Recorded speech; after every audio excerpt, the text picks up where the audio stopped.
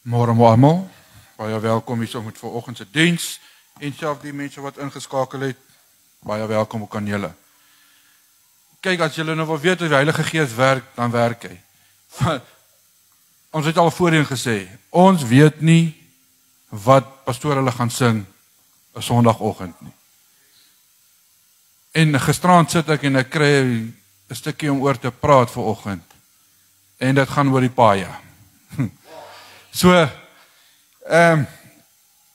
Soos pastoor gesê, daar is die twee paaie. Dit gaan wees die kant of jy gaan saam met Jesus loop. Want dit is die realiteit van die lewe. Jy gaan opdraan kry, jy gaan afdraan kry.